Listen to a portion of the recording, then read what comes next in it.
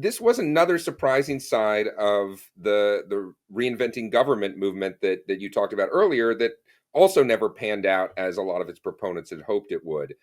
So Steve Kellman, who was the head of the Office of Federal Procurement Policy during Bill Clinton's administration, also looked at kind of loosening these constraints, these the Federal Acquisition Regulations, and allowing again kind of managers more discretion under the idea that, well, we can either write 10,000 rules for every federal manager or employee, or we can say, here's your job, you better accomplish it. The means you do, as long as they're legal, are up to you.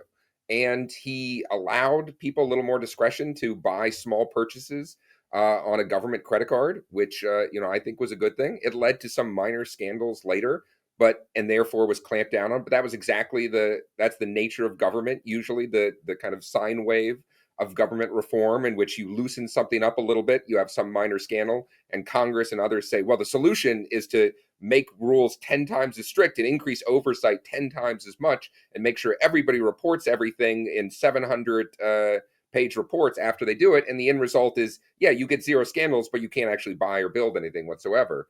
I think there have been some reforms to that.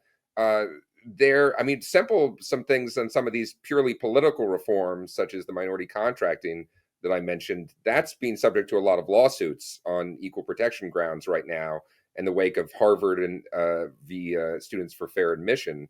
And so those might go the way of the dodo before too long if the Supreme Court gets a say about it. But some of these other ones are just going to take fights in Congress and in the administration. So one of the things that keeps flipping back and forth is that a new Democratic administration comes in and imposes these project labor agreements on all of their big construction programs, which is basically, if you're going to get a deal with us to build something, you got to make a deal with your local union. And the Biden administration was just wild with this.